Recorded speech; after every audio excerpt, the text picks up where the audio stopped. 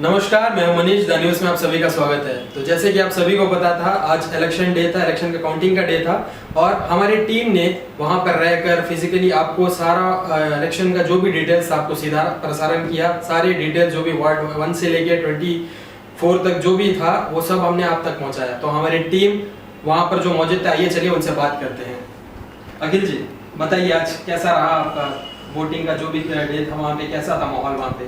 आज हमारी न्यूज़ की जो टीम थी वहाँ हमने सवेरे 7 बजे से हम सारे वहाँ पर बैठे। वहाँ जितने भी कैंडिडेट्स थे तो वो वहाँ पर इलेक्शन के जो काउंटिंग सेंटर्स थे वहाँ पर हम खड़े रहे। सारे एक एक वार्ड में हम फोकस करते रहे और बहुत सारे इंडिपेंडेंट कैंडिडेट्स जो है वो अपना नाम नहीं बनाए पाए और कई कैंडिडेट जो है बहुत सारे अच्छे अपने वार्डों में करके और जो कि जीत कर आए।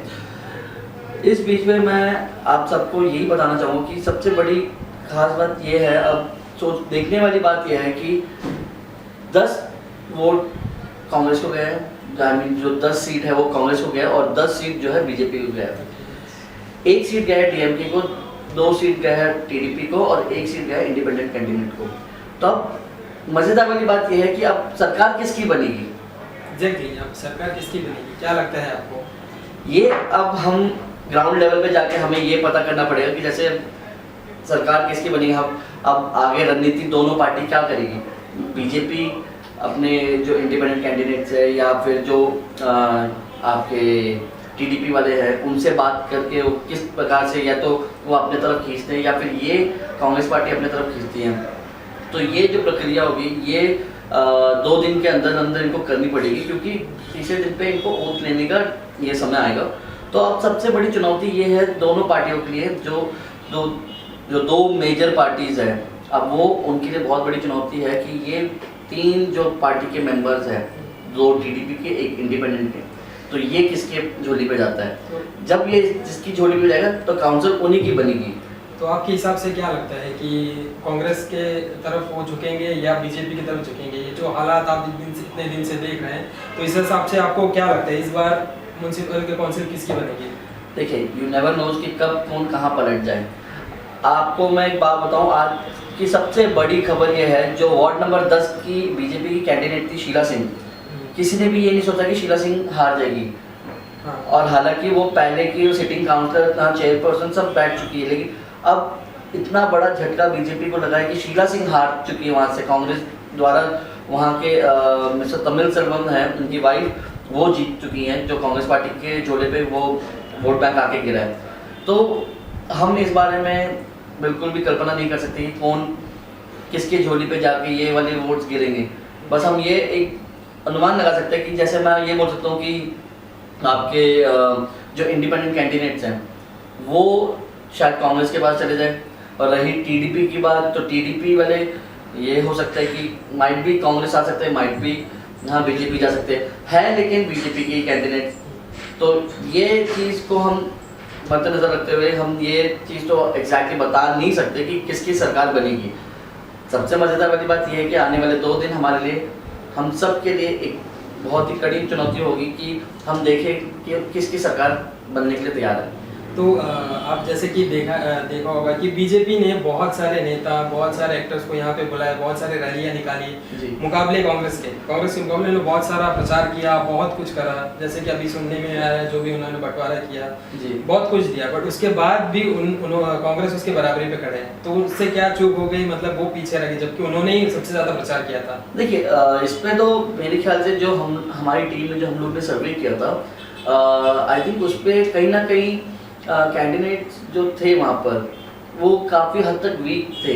और मुझे ऐसा लगता है कि जैसे वार्ड नंबर 23 में जो बीजेपी की कैंडिडेट थी, अगर आपको याद होगा हमारे जो पहले इंटरव्यू पे उनकी कैंडिडेट्स ने जो बात किया था, वो धर्म जाति को लेकर जो बात किया था कि कांग्रेस पार्टी की झोली पे क्रिश्चियन वोट और वो रांची बेल्ट वाले, तो वो शायद कहीं ना कहीं अफेक्ट करा है।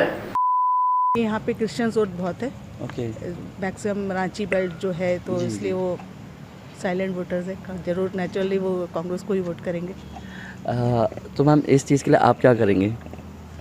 क्रिश्चियन वोट के लिए मैम कोई भी वोट्स के लिए, मैं किसी भी धर्म जाति वाति में मैं जाना नहीं चाहूँगा।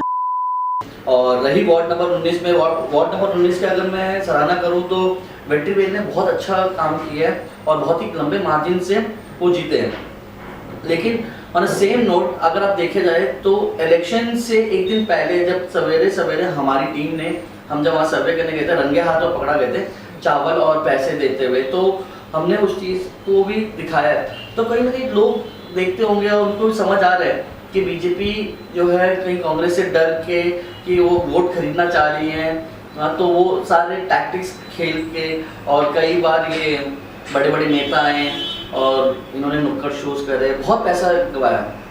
लेकिन उसके बावजूद भी जैसे कि अगर हम बात करें तो बीजेपी कई बड़े बड़े नेता उन्होंने यही बोला था हमें कि वो इस बार बहुमत से सरकार अपनी बनाएगी, लेकिन यहाँ पे कुछ ऐसा नज़र होते हुए नहीं आता। फर्स्ट हाफ कांग्रेस के पक्ष में जा रहा था सारे result, but the second half जो है बैक टू बैक वो कांग्रेस को एक टक्कर देते गए। मैं बीजेपी को ये नहीं कहूँगा कि वो बहुत बुरा खेली है, आए हैं बराबर में, लेकिन फिर से मैं वही कहूँगा कि आप खुद देखिएगा कि सरकार किसकी बनेगी, जो कि हम अगले 2 दिन में हमें पता चल जाएगा। तो जैसे ही कि कांग्रेस ने, आपको पता है कि हाल ही में वार्ड में एंड मूवमेंट में अपना कैंडिडेट चेंज किया, तो क्या ये वजह हो सकती है कि कांग्रेस के वोट थोड़े कम हुए हैं? बेशक से अगर मैं बात करूं वार्ड नंबर 1 साहुल अहमद की, हालांकि वो डीएमके अलायंस हो चुकी थी तो उस पर कुछ कर नहीं सकते थे, बट अगर इनकेस अगर डीएमके अलायंस नहीं होती, 1% अगर डीएमके अलायंस नहीं होती, देखिए वो उनकी पार्टी का मसला है, इस पर हम कुछ बोल नहीं सकते, बट अगर ये डीएमके अलायंस नहीं होती तो अगर साहुल अहमद को टिकट मिलता तो शायद वो इससे भी ज़्यादा वोट से जीतते हो, ठीक है। और रही सेकेंडरी, अगर आप देखेंगे कई ऐसे इंडिपेंडेंट कैंडिडेट्स हैं जो कि वहाँ पर अपने पार्टी को छोड़ के चले गए, और कुछ जैसे अगर हम वार्ड नंबर 17 की बात करें तो वहाँ पर दलजीत कौर जी जो है उनको टिकट दिया गया था, तो हालांकि वो बहुत कम वोट मिला उन्हें, 310 वोट मिला है, जो कि it's not a good figure. आप इंडियन नेशनल कांग्रेस को रिप्रेजेंट कर रहे हो और हाँ उस हिसाब से आप हाँ 310 वोट लेकर आ रहे, वो बिल्कुल भी अच्छी खबर है नहीं हमारे इंडियन नेशनल कांग्रेस के लिए। आप उस जगह पे आप कैंडिडेट्स को देखते हैं, इस पे जब हमारे सूत्रों के अनुसार जब हमें ये पता चला था कि उस पर सीनियरिटी की बात आई थी कि ये लीडर सीनियर है तो इनको सबसे पहले चांस दिया जाए। मेरे हिसाब से सीनियरिटी की चीज़ देखी नहीं चाहिए जाती है, जो कि हमें फोकस करना है कि पॉपुलर कौन है उस एरिया में, किसका छाप ज़्यादा है, कौन वहाँ पर लीड कर सकता है। तो उस हिसाब से कई जगह पे हाँ कांग्रेस ने कुछ गलतियाँ करी है, कई जगह पे बीजेपी ने गलती करी है, but end of the day party decide करती है कि वो किसको टिकट दे किसको ना दे। तो ये तो रही पॉलिटिकल लीडर्स की बात। तो हमने आज देखा कि हमारे जो लाइव आप गए थे, बहुत सारे लोग पब्लिक्स भरे हुए थे कचाकच, तो आपने उनसे ज़रूर बात करी होगी, तो उनके हिसाब से कितने ज़्यादा कांग्रेस के सपोर्टर थे और कितने ज़्यादा बीजेपी के सपोर्टर थे? देखिए वहाँ पर हमने आज सुबह से बहुत ही ज़्यादा मतलब लोगों के भीड़ भाड़ के बीच में थे, तो काफ़ी लोग कांग्रेस बीजेपी चिल्ला रहे थे और काफ़ी लोग जो है दूसरी पार्टी को भी सपोर्ट कर रहे थे। बट हम किसी एक बंदे का ये सोचेंगे नहीं कि इन्होंने इस ज़्यादा बीजेपी के लिए चिल्लाया या ज़्यादा कांग्रेस के लिए चुका है। हर बंदे इक्वल था वहाँ पर, हर बंदा इक्वल था। मैंने अपने आंखों से खुद देखा था कि एक बंदा था टीडीपी का, उसने मतलब माला पहना हुआ था, अंगवस्त्र पहना हुआ था, और वो बीजेपी वाले बंदे के जाके गले लग रहा है, ठीक है। जैसे मतलब उनके जानकार होंगे या कोई भी होगा, वो उसके जैसे वो जीत कर रहा है तो उसके जाके गले लग रहा है, उसके साथ नाच रहा है, हाँ। और सेम वही बंदा एक कांग्रेस की जब एक लीडर जीत गया तो उसके सामने हाथ मिला के उसके साथ हाँ वहाँ पर फोटो खिंचवा रहा है और वही हाँ वहाँ पर नाच रहा है। तो यहाँ पे सब मिले हुए हैं, तो यहाँ सब मिले, तो इस चीज़ पे हम लोग किसी को हम ये नहीं बोल सकते कि कौन सी पार्टी का ज़्यादा सराहना वहाँ पर हो रहा था।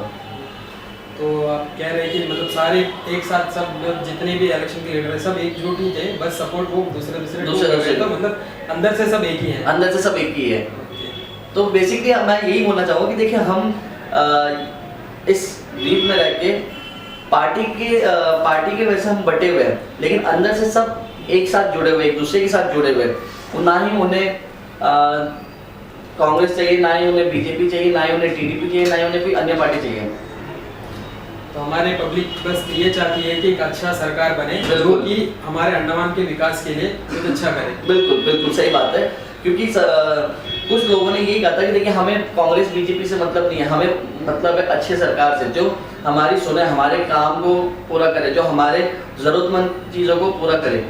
तो लोग आज के डेट में उनको भी अवेयरनेस आ रही है, वो भी मतलब शिक्षित हो रहे हैं, उनको समझ आ रहा है कि हम बीजेपी कांग्रेस अन्य पार्टी का नाम लेके हम आगे बढ़ते रहें तो उससे कुछ नहीं होगा। सरकार अच्छी हो तो आपको किसी की ज़रूरत नहीं है, सरकार अगर अच्छी रहेगी तो आपके शहर उन्नति में रहेगा, आपके द्वीप उन्नति में रहेगा, आपके देश उन्नति में रहेगा।